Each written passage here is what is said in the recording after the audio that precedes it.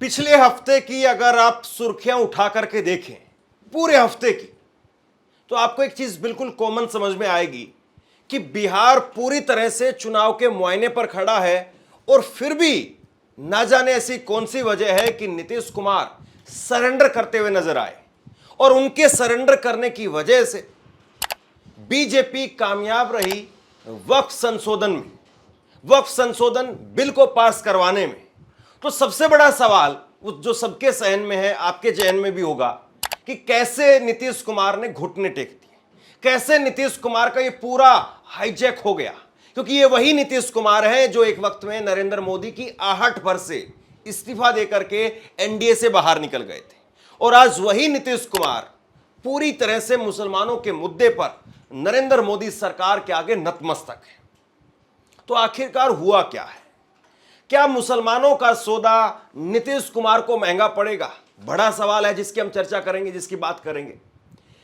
नीतीश कुमार को क्या वाकई हाईजैक कर लिया गया है? यह भी बहुत बड़ा सवाल है, इसकी भी बात करेंगे।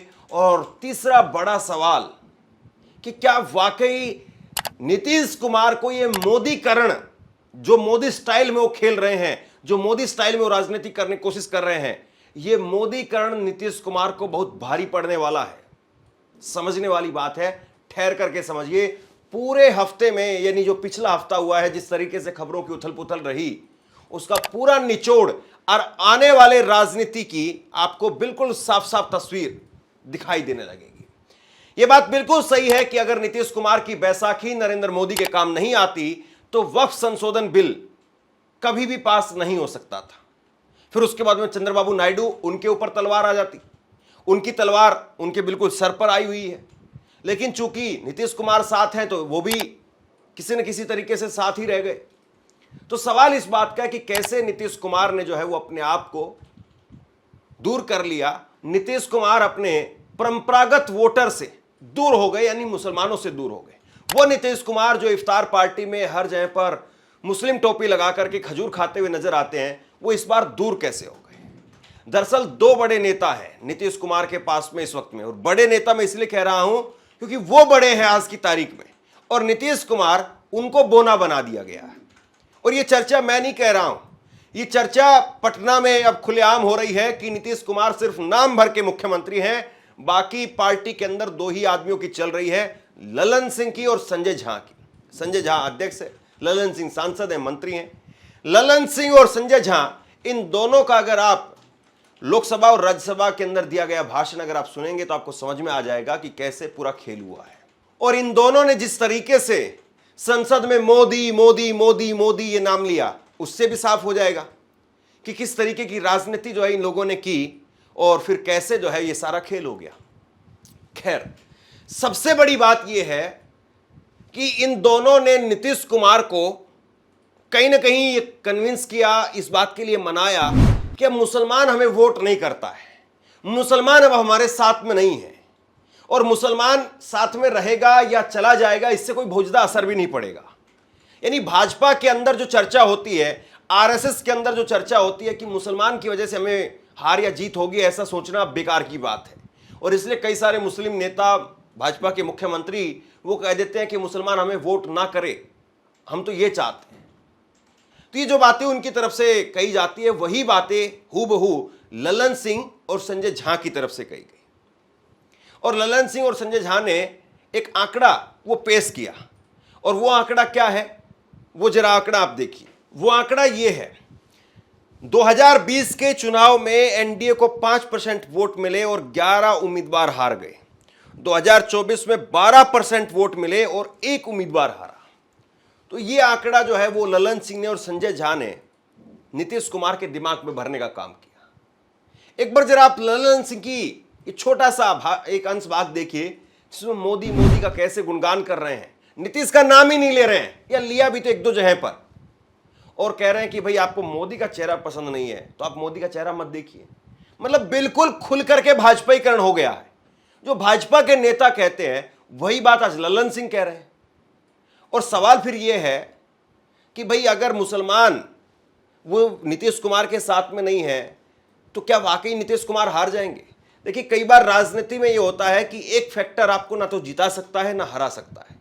चुनाव कभी भी एक फैक्टर से ना तो जीता जाता है ना हारा जाता है, लेकिन एक फैक्टर अगर बहुत मजबूत हो जाता है तो कई बार फिर ऐसा होता है कि उसके साथ में दूसरे छोटे छोटे और फैक्टर जुड़ते चले जाते हैं। मुसलमान अगर पूरी तरह से एक तरफा अलग हो जाता है, उसके बाद में दलितों को तोड़ करके आपस में साथ लाया जाता है, पिछड़ों को तोड़ करके साथ में लाया जाता है, अति पिछड़ों को साथ में लाया जाता है, और ऊपर के वोट में भी अगर थोड़ी सेंधमारी की जाती है तो फिर उसके बाद में एक तरफा हार हो सकती है। लेकिन खैर, भाजपा और आरएसएस का जो समीकरण है, ऐसा लगता है कि वो लल्लन सिंह और संजय झा इन दोनों के दिमाग में बैठ गया है और इन्होंने नीतीश कुमार के दिमाग में बैठा दिया। नीतीश कुमार जी ने मुसलमानों के हक में बिहार में जितना काम किया, भारतीय जनता पार्टी उसकी भागीदार रही। भारतीय जनता पार्टी के समर्थन से ये काम हुआ। आप कहां खड़े हैं जयप्रकाश जी? ऐसे ही चिल्पो करते रहिए, कुछ होना जानी नहीं है।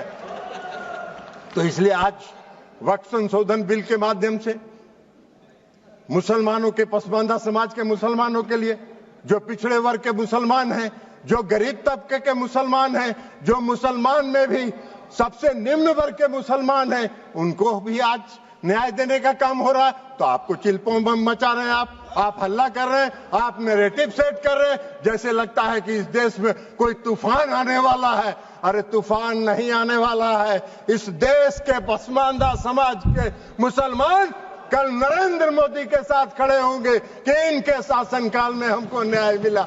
आप कहां नजर आइएगा, नैरेटिव सेट करते रहिए। और उसके बाद आप बताइए, महिला सशक्तिकरण की बात करते हैं, बड़ा चिल्लाते हैं महिला सशक्तिकरण के लिए कि महिलाओं को सशक्त करना है, कांग्रेस पार्टी महिलाओं को सशक्त करती है।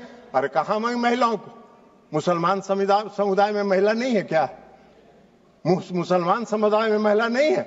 आज अगर मुस्लिम समुदाय के महिलाओं को वक्फ के साथ जोड़ा जा रहा है, आपको क्यों विरोध हो रहा है? मुस्लिम समाज के महिलाओं को भी सशक्तिकरण का हक है। उनके सशक्तिकरण का भी काम प्रधानमंत्री नरेंद्र मोदी जी की सरकार ने किया। इस वक्फ संशोधन विधेयक के माध्यम से आपका नैरेटिव सेट कर रहे हैं पूरे देश में, जैसे लगता है मोदी जी मुस्लिम विरोधी हैं।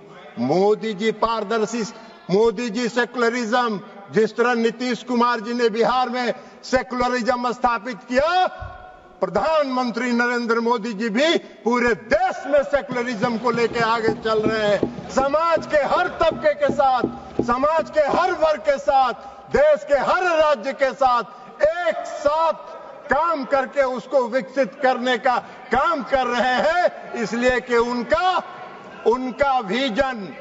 उनका विजन, उनकी सोच व्यापक है। वो विकसित देश बनाना चाहते हैं, आत्मनिर्भर भारत बनाना चाहते हैं। आप देश को संकुचित रखना चाहते हैं, देश को बांट के वोट के लिए धर्म के आधार पर वोट को बांटना चाहते हैं, जो आपका चलने वाला नहीं है।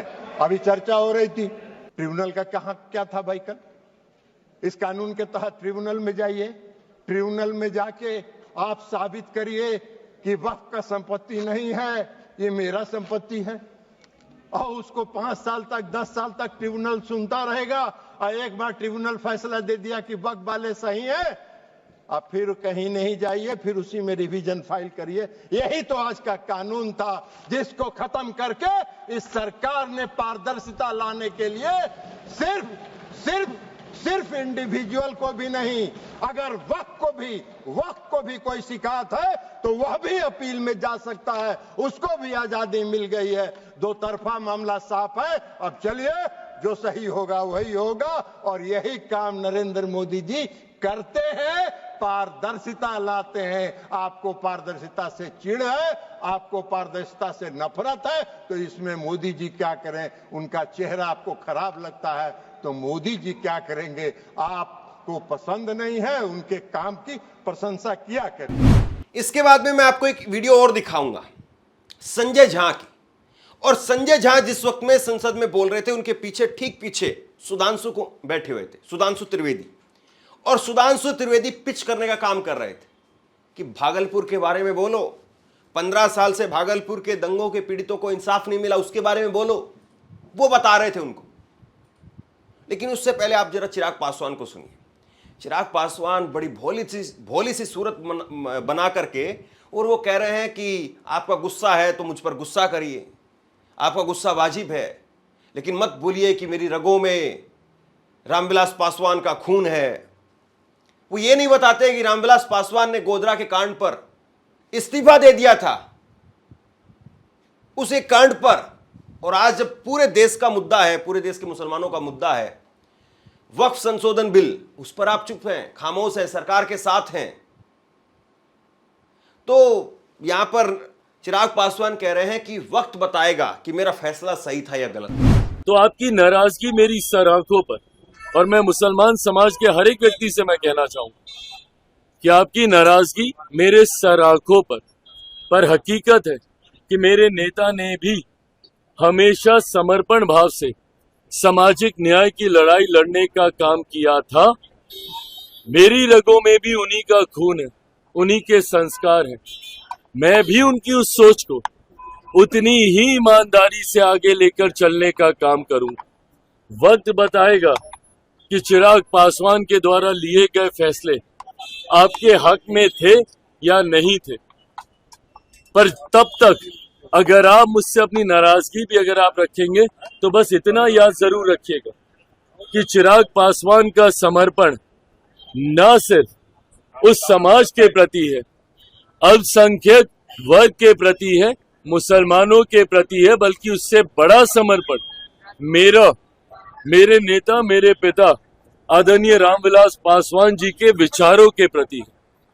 मेरा कमिटमेंट उनकी आइडियोलॉजी के साथ है और उनकी आइडियोलॉजी सामाजिक न्याय की रही है, और इसके साथ चिराग पासवान ने ना कभी समझौता किया था, ना कभी भविष्य में समझौता करेगा। संजय झा की वीडियो में आपको दिखाऊं उससे पहले एक आंकड़ा आपको दिखाता हूं, और यह आंकड़ा बिहार का आंकड़ा है, बिहार में मुसलमानों का आंकड़ा है। बिहार में मुसलमानों की करीब करीब 18% आबादी है। 18% बिहार में मुसलमानों की आबादी है और 47 सीटों पर मुसलमान वोटर निर्णायक हैं। 47 सीटें ऐसी हैं बिहार के अंदर 243 में से जिनमें 20% से लेकर के और 40% तक मुसलमान वोटर हैं। 2019 के लोकसभा चुनाव के अंदर एनडीए को 6% वोट मिला था, इंडिया गठबंधन को 77% वोट मिला। 2020 में विधानसभा चुनाव में एनडीए को 5% वोट मिला और इंडिया गठबंधन महागठबंधन को 76% वोट मिला। 2024 के लोकसभा चुनाव में 12% वोट एनडीए को मिला, 87% वोट 87% वोट इंडिया गठबंधन को मिला। कुल मिलाकर के मुस्लिम वोट इंडिया गठबंधन महागठबंधन की तरफ गई हैं और वो एक मुश्त तकरीबन रही है। अब नीतीश कुमार इस आंकड़े को देख रहे हैं। नीतीश कुमार सोच रहे हैं कि भाई मुझे तो वोट मिल ही नहीं रहा है, वोट तो इंडिया गठबंधन में ही जा रहा है, महागठबंधन में ही जा रहा है, और जब भी उनकी यही हालत है और उनको लगता है कि हम फिर वही स्थिति में आ जाएंगे जो पहले रहा है। लेकिन मैंने फिर वही कहा कि अगर दूसरे फैक्टर भी जुड़ते चले गए तो फिर नीतीश के लिए बड़ी भारी दिक्कत हो जाएगी। अब जरा संजय झा, ये अध्यक्ष तो है जेडीयू के, लेकिन आपको ऐसा लगेगा इनको सुन करके कि जैसे कोई भाजपा का नेता बोल रहा। इस बिल के आने से निश्चित रूप से जिस पर्पस के लिए लोग चैरिटी, दान, वक्फ करते हैं वो सही लोगों को, खास करके पसमानदा पे आज लोग सब बात कर रहे हैं। इतनी खुशी है पसमानदा समाज में, आज इतना फोन हम लोगों को आ रहा है, उन लोगों को लग रहा है कि अब एक्चुअल में प्रधानमंत्री जी जो बोलते हैं उनको इस वक्फ के थ्रू उनका जो समाज है, हम नहीं देखते हैं अभी तक, हम लोग तो देखते हैं बिहार में, अभी तक बिहार में कोई भी ऐसा हॉस्पिटल, ऐसा कोई स्कूल, ऐसा कोई चैरिटी का काम वक्फ के पैसे से किया गया हो। तो पहली बार वहां पर उन लोगों को लग रहा है कि एक बार जब ये कानून लागू हो जाएगा, ट्रू सेंस में उनका जो गरीब मुसलमान है उनके बीच में काम होगा, और ये एक मैसेज, एक नैरेटिव, एक मैसेज गया है। जो भ्रांतियां थी वो भी खत्म हुआ है। मैं एक बात जरूर, क्योंकि मैं अपने पार्टी के तरफ से ये बात जरूर एक बात कहना चाहता हूं कि जो हम लोग की सरकार बनी वहां पर कांग्रेस के लोग भी बैठे हुए हैं।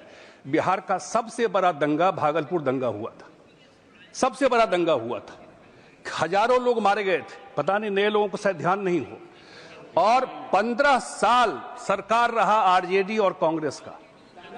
दंगा में न्याय लोगों को नहीं मिला।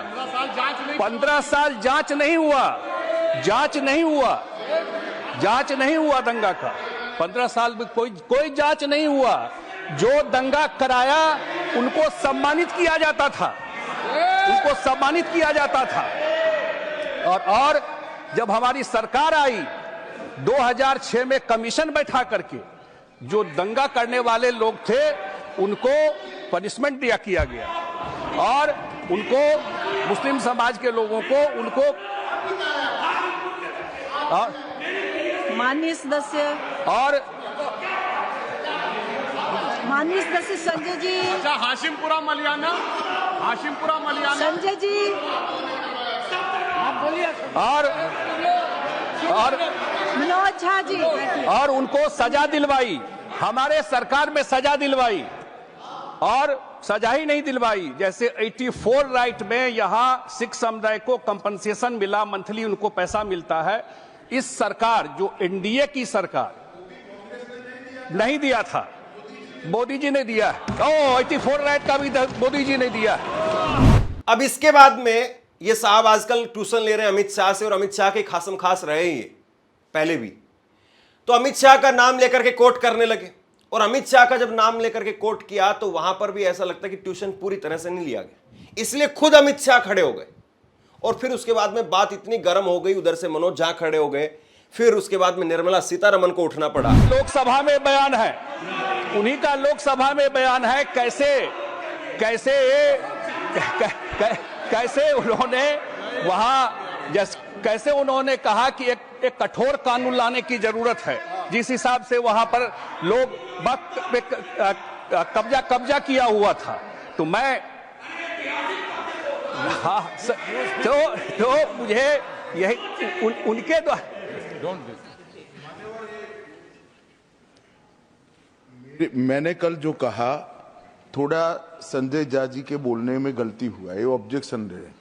संजय झा जी वो रिकॉर्ड पर लोकसभा में दिया गया श्री लालू प्रसाद यादव का बयान है, जो लोकसभा के दस्तावेज में उत्पन्न है।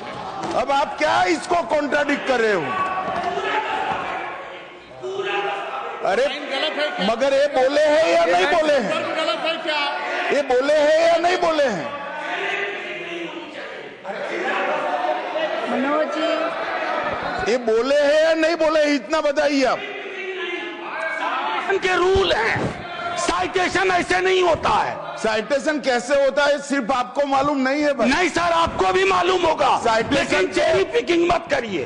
देखिए ऐसा है मनोज जी, सभानता के साथ बोलना पड़ता है। पूरे भाषण में से एक पैराग्राफ जो मैंने पढ़ा वो बोले हैं या नहीं बोले हैं, इतना ही सवाल है।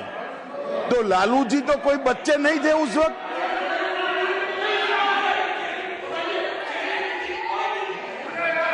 माननीय सदस्य संजय जी, सॉरी, एक मिनट। माननीय लीडर ऑफ द ऑपोजिशन, माननीय मनोज जी बैठिए। Honorable member Manoj Jha ji has a fantastic vocal cords. I can't compete with him on that. With due respect, Chair, I would like to say, Honorable Leader of the Opposition in the morning clearly said, all of us will have to have the patience to hear one another. And from the morning, most of us were talking to each other. We said, the debate which is happening on the Waqf board in Rajya Sabha is so good. It's setting a beautiful precedent, content-wise, discussion-wise, and the way in which we are exchanging thought-wise, and so on. And I recall that statement which the leader of the opposition said, let's hear people, and after that we protest. All that I request Honorable Manoj Jha is to please listen to Sanjay Jha, na? And after that you come up with every objection. But with your vocal cord power which God has given you, you're drowning all of us. माननीय सदस्य संजय जी, मनोज जी बैठिए, आप बैठिए। संजय जी बोलिए। नहीं बस आप बैठिए। संजय जी आप। सभापति महोदय, उपसभापति महोदय, सदस्य संजय जी, ट्रिब्यूनल द्वारा दिए गए फैसले पर उच्च न्यायालय में 90 दिनों के भीतर अपील दायर करने का प्रोविजन है। आज भी 14 लॉ ट्रिब्यूनल है। आज भी माननीय उपसभापति महोदय, देश में करीब 14 लॉ ट्रिब्यूनल है। आप दिखा दीजिए कि कोई भी ट्रिब्यूनल जिसके डिसीजन को हाई कोर्ट या सुप्रीम कोर्ट में अपील नहीं किया जा सकता है। ये मुझे समझ में नहीं आता है, विपक्ष के लोग लोकतांत्रिक प्रोविजन जो था उसको बचाने के लिए क्यों परेशान है। मैं खास करके अपने पार्टी जनता दल यूनाइटेड और हम लोग के नेता नीतीश कुमार जी, 19 साल का उनका ट्रैक रिकॉर्ड है बिहार में। मैं इस अगस्त हाउस में बताना चाहता हूं, 19 साल में एक दिन कर्फ्यू बिहार में नहीं लगा है। ये ट्रैक रिकॉर्ड है बिहार का, not even one day. Bihar में विधानसभा चुनाव के अंदर मुस्लिम वोटर किस तरफ जाएगा, ये साफ साफ अभी से बता पाना तो शायद संभव नहीं दिखाई देता है। लेकिन जिस तरीके से आज की तारीख में विरोध है, अगर इसको कंट्रोल नहीं किया गया, इसको शांत नहीं किया गया, या मुसलमानों के लिए वाकई नीतीश कुमार की सरकार ने कोई बड़ा दिल नहीं दिखाया, तो फिर बड़ा नुकसान तो हो सकता है। 47 सीटें यानी एक तरफा बीजेपी एनडीए हार सकती है, यह बात बिल्कुल साफ तौर पर दिखाई देती है। लेकिन फिर इसमें दूसरा सवाल यह भी है, क्या फिर बिहार में इस तरीके से इस हद पर ध्रुवीकरण हो जाएगा कि 47 सीटें भले ही आप हार जाएं, लेकिन बाकी की 243 में से बाकी की जो 190 के आसपास की सीटें बच गई, वो सीटें आप एक तरफा जीत जाएंगे, तो फिर सरकार बन जाएगी उनकी। लेकिन बिहार का चुनाव इतना आसान भी नहीं है। बिहार में जातीय फैक्टर भी काम करता है और धर्म का फैक्टर भी काम करता है। और धर्म के फैक्टर पर अगर आप पहले ही हार रहे हैं, तो यानी आपकी गिनती वो 190 से शुरू हो रही है। आप 50 सीटें, 70 सीटें, 60 सीटें वो तो पहले ही हार रहे हैं। उनको छोड़ करके आपको चुनाव 160, 70, 80 सीटों पर लड़ना है, और 160, 70, 80 सीटों में से आपको 122 सीटें लेकर के आनी, बहुमत के लिए जो जरूरी आंकड़ा है। क्या उतना हो पाएगा? फिर सवाल इस बात का है। और क्या जिस तरीके से नीतीश कुमार का भाजपाईकरण, मोदीकरण किया गया है, इसी तरीके से नरेंद्र मोदी ने भी साफ मना कर दिया था 2013 में मुसलमान टोपी पहनने से। तो क्या नीतीश कुमार को कोई बहुत बड़ा हिंदू हृदय सम्राट बिहार की जनता मान लेगी? बिहार में मुद्दे अलग होते हैं, बिहार में फैक्टर भी अलग होता है, लेकिन वो किसका, किसके लिए, किस तरीके से काम करता है, ये बड़ा सवाल है। आप लोग क्या सोचते हैं, बिहार में नीतीश कुमार को क्या नुकसान होगा? बिल्कुल नहीं होगा। क्या वाकई एनडीए की सरकार फिर से बनेगी, नीतीश कुमार फिर से मुख्यमंत्री बनेंगे, या इस बार पता चल जाएगा? इस बार जो है सारे समीकरण ध्वस्त होने वाले हैं, सारे जितने भी आकलन हैं वो ध्वस्त होने वाले हैं। नीचे कमेंट बॉक्स में अपनी राय लिख करके जरूर बताइए, इस वीडियो को शेयर कीजिए और इसी तरह की तमाम खबरों के लिए ऑनलाइन न्यूज़ इंडिया को सब्सक्राइब कीजिए। आपका बहुत बहुत धन्यवाद।